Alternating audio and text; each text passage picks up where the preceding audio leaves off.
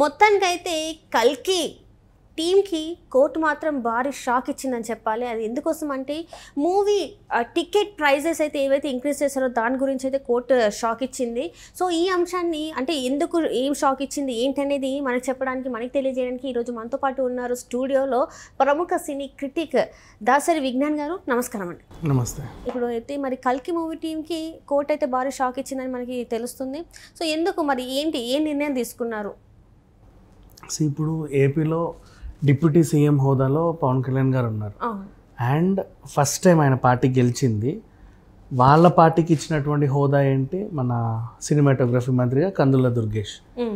So and నిన్నే industry నుంచి నిర్మాతలందరూ వెళ్ళి ఆయన కలవడం జరిగింది.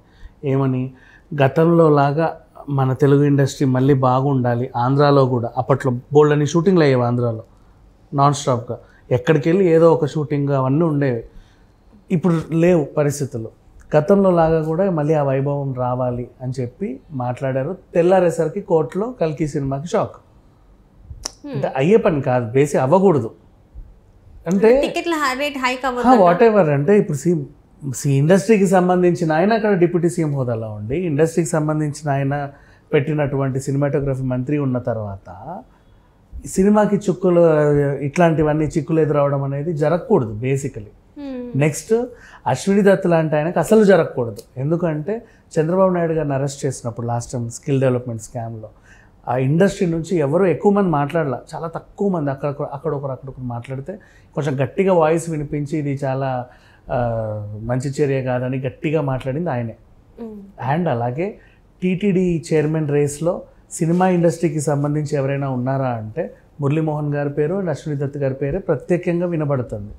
ఇన్ని సందర్భాలు ఉన్నప్పుడు అండ్ అలాంటి అశ్విని దత్ గారి సినిమా ఇప్పుడు ఉంది. ఎలక్షన్ అయిన తర్వాత ఈయన మంత్రిగా ప్రమాణ స్వీకారం చేసిన తర్వాత first release pan India level release అయినటువంటి సినిమాకి ఎలాంటి ఇబ్బందులు ఎదురవ్వకూడదు బేసికల్లీ. కానీ ఎదురైంది. ఏమని, టికెట్ రేట్లు ఎందుకు పెంచారు అని. నెక్స్ట్ టికెట్ రేట్లు పెంచడం అనేది ఆ సినిమాకి అవసరమే. కొనేవాడికి ఇబ్బంది లేదు, అమ్మేవాడికి ఇబ్బంది లేదు, మధ్యలో కొంతమందికి వస్తుంది. వాళ్ళు సినిమా చూస్తారో లేదో కూడా తెలియదు సినిమాలో. అంటే సామాన్యుడికి అందనంత ఎక్కువగా ఉంది రేట్లు అని వీళ్ళ అభియోగం.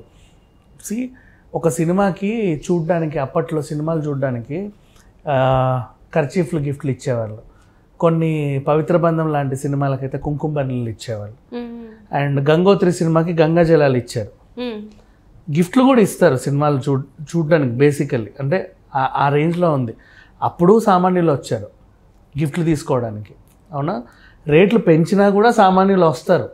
మొన్న నువ్వు టికెట్ రేట్లు తగ్గించావు, 5 రూపాయలకి 10 రూపాయలకి పెట్టావు. అంటే ఏసీ ఖర్చులు కాదు కదా, ఊడ్చిన ఖర్చులు కూడా రాలా. అప్పుడు జనాలు వచ్చారు సినిమా చూడడానికి. లగ్జరీ అనుకుంటాను అంటే సామాన్యుడు వెళ్తే 2000 ఎక్కువ అయిపోతున్నాయండి, టికెట్ రేట్లు మరీ చాలా విపరీతంగా ఉన్నాయని ఒక గొడవ.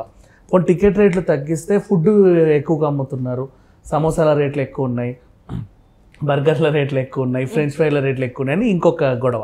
ఇప్పుడు టికెట్ గురించి మాట్లాడుకుంటే పాన్ ఇండియా లెవెల్లో ఒక సినిమా రిలీజ్ అయింది, 500 కోట్లు ఖర్చు పెట్టాడు ఒక నిర్మాత. ఆయనకు వెనక్కి తీసుకోవాల్సిన అవసరం ఉంది. అదొక బిజినెస్ అంతే. ఒక బిజినెస్కి మనం ఎంత ఎంట్రీ పెడతామని ఎవరు అడగకూడదు. ఇప్పుడు నేను అదొక ఈవెంట్లా చూడు. ఫర్ ఎగ్జాంపుల్ నేను ఒక ఈవెంట్ని ఆర్గనైజ్ చేశాను, ఓకేనా. ఎంట్రీ టికెట్ నేను ఎగ్జిబిషనే ఫర్ ఎగ్జాంపుల్, ఆ జెయింట్ వీల్ ఉండే ఎగ్జిబిషన్ కొన్ని చోట్ల 50 ఉంటుంది, కొన్ని చోట్ల 100 ఉంటుంది, కొన్ని చోట్ల 200 ఉంటుంది ఎంట్రీ టికెట్. అడగకూడదు దాన్ని. అది వాళ్ళ థీమ్కు తగ్గట్టుగా వాళ్ళు నిర్ణయించినటువంటి అమౌంట్. ఇప్పుడు అదే సినిమా 500 కోట్ల బడ్జెట్ సినిమా చూస్తున్నావు కాబట్టి గ్రాండియర్ ఉంటుంది కదా. ఇప్పుడు చిన్న ఎగ్జిబిషన్ అనుకోమా, ఒక జెయింట్ వీల్, ఒక ఉయ్యాలు ఉంటుంది అంతే, 4 స్టాల్స్ ఉంటాయి, దాని ఎంట్రీ టికెట్ 10 రూపాయలే ఉంటుంది. పెద్ద థీమ్ ఎగ్జిబిషన్ అవుతుంది ఇప్పుడు కూకట్పల్లిలో, అదేంటిది అక్వేరియం, దాని పెట్టుబడి ఎక్కువ కాబట్టి వాడు రిటర్న్ తీసుకోవాలి కాబట్టి సేమ్ దాని టికెట్ రేట్లు కూడా ఎక్కువ. ఇప్పుడు సినిమా కూడా 1000 జస్ట్ 1 కోటి రూపాయల సినిమా అనుకో, ఇప్పుడు చిన్న సినిమా బలగం లాంటి సినిమా వేసావు, నువ్వు టికెట్ 100-150 పెడితే పర్లా.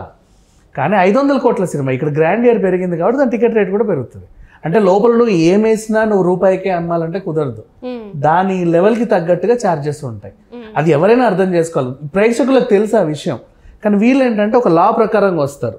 సినిమా థియేటర్, సామాన్యుడు వెళ్తున్నాడు ఫ్యామిలీతో, వీడికి ఇంత కేర్ ఉండాలి. సో వీళ్ళు ఆ క్యాలిక్యులేషన్స్ పెట్టుకుంటారు. అవి ఉండకూడదు. అంటే లోపల ఎంత గ్రాండియర్ ఉందో దానికి తగ్గట్టు ఉంటుంది ఈ ఎంట్రీ కూడా. సేమ్ అదంతే. నువ్వు ఇంకా అందుకే ఈవెంట్ ఎగ్జాంపుల్ చెప్పాను నేను. ఇప్పుడు అదే ఒక 10 ఎకరాల విస్తీర్ణంలో ఉండే థీమ్ పార్క్ అనుకో, ఇప్పుడు వండర్ లాక్ ఉండే రేట్ ఎంత ఉంటుంది? ఓ 1200 ఉంటుంది. రామోజీ ఫిలిం సిటీకి 2000 ఉంటుంది. అంటే లోపల నీ లగ్జరిటీ ఎంత పెరిగితే నీకు అంత టికెట్ రేట్ కూడా అంత పెరుగుతూ ఉంటుంది, నువ్వు అంత యూటిలైజ్ చేస్తున్నావు కాబట్టి. సేమ్ తెర మీద కూడా అంతే. నువ్వు గ్రాండియర్ ఎంత పెరిగితే, ఆ విజువల్ ఎక్స్పీరియన్స్ నీకు ఎంత పెరిగితే రేటు కూడా అంతే ఉంటుంది. తీసుకోవాలి, అది తీసుకోవాల్సిన అవసరం కూడా ఉంది. అంతే, ఖచ్చితంగా తీసుకోవాలి. ఏ ఉండదు లోపల.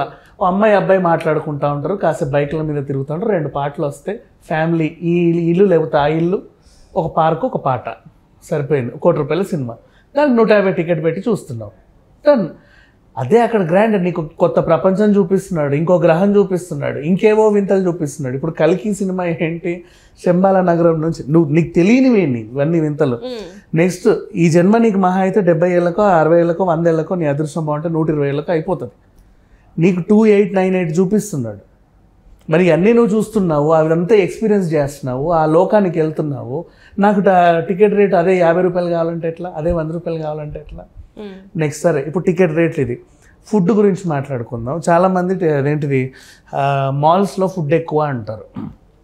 ఏది ఫ్రెంచ్ ఫ్రైస్ తీసుకుంటే ₹150, పాప్కార్న్ తింటే 300 అంట. అసలు అట్లా ఎట్లా పెడతారని అడుగుతాడు. అది అవసరం. అది కూడా ఎందుకు చెప్పనా, వెరీ సింపుల్ రీజన్. ఇప్పుడు ఈ సీటింగ్ ఇదంతా ఇట్స్ నాట్ మూవబుల్. ఒకసారి పెట్టామంటే మళ్ళీ వాటిని రిపేర్లు క్లీనింగ్ ఏం చేయాలన్నా నెలకోసారి క్లీనింగ్, కొన్ని సంవత్సరాలకు ఒకసారి రెనోవేట్ చేస్తారు. కింద కార్పెట్ కార్పెట్ కనీసం 2 కోట్లు ఉంటుంది మన మల్టీప్లెక్స్లలో. Carpet they are very costly అనమాట. నువ్వు తెచ్చుకునే ఆ ₹150 ఈ దరిద్రాన్ని తిన్న తర్వాత కెచప్ని ఎక్కడ పూస్తావు? నీ మొహానికి రాసుకుంటావా, నీ బట్టలకు పూసుకుంటావా? ఇట్లా రాస్తాడు వాడు. ఎవడొచ్చి క్లీన్ చేయాలి దాన్ని? అవునా? కింద పడేస్తావు. కోకోకోలా సగం అయిన తర్వాత కింద పడేస్తావు. అది డొల్లుతా పోతూ ఉంటుంది కిందంతా పడి. కెచ్చప్ ఉంటే రాక్కుంటూ వెళ్తావు, దాని అంతా అంటేస్తావు. ఇంకా నువ్వు చిన్నపిల్లల్ని తెస్తే వాళ్ళు చేసే రచ్చ ఇంతంతా కాదు. ఎవడు క్లీన్ చేస్తాడు అవన్నీ? తర్వాత మళ్ళీ నెక్స్ట్ ఇంకో 2 గంటలకి ఇంకొకటి కూర్చోవాలా? వాడికి మళ్ళీ పాపం వాళ్ళంతా క్లీన్ చేసి ఇవ్వాలా? అంటే అంత హై ప్రొఫెషనల్ హౌస్ కీపింగ్ వాళ్ళని పెట్టుకోవాలంటే వాళ్ళు ఎంత ఖర్చు చేస్తున్నారు? నువ్వు కొనేది ఇంతే, నీకు ఆ 300కి అంత నొప్పి వచ్చింది. నెక్స్ట్ నువ్వు చేసే దరిద్రం కనీసం 3 కోట్లు పెట్టినా తీరనిది, అంత నష్టం అది. అందుకు రేట్లు ఎక్కువ పెడతారు. అంటే అందరికీ కలిపి కామన్గా ఒక రేట్ నిర్ణయించుకుంటారు. వాడి నష్టం అది. ఇప్పుడు వాడు ఏం చేస్తాడు, నాకు 1 ఇయర్కి క్లీనింగ్కి ఎంత అవుతుంది, ఏసీకి ఎంత అవుతుంది, ఎంప్లాయీస్ జీతాలకి ఎంత అవుతున్నాయి, ఈ రెనోవేషన్కి ఎంత అవుతుంది, ఇవన్నీ చూసుకొని ఒక రేట్ వస్తుంది వాడికి. నేను టికెట్ ఇంత పెడితే కానీ నాకు వర్కౌట్ అవ్వదు, నేను ఫుడ్ ఇంత కమ్మితే కానీ నాకు వర్కౌట్ అవ్వదు. అది బేసిక్ కామన్ సెన్స్ ఇది. ఖచ్చితంగా టికెట్లు ఇంకా చెప్పాలంటే ఫుడ్ రేట్లు ఇంకా డబల్ చేసినా నష్టం లేదు. మీరు తినకండి, మీరు తింటే వచ్చే నష్టం వేరు, మీరు తినకపోతే వచ్చే నష్టం ఏం లేదు. తినకపోతే మహా అయితే ఆ స్టాల్స్ వాళ్ళు కొంచెం నష్టపోతారేమో, కానీ నువ్వు తింటేనే వాళ్ళకి నష్టం థియేటర్కి. Right sir.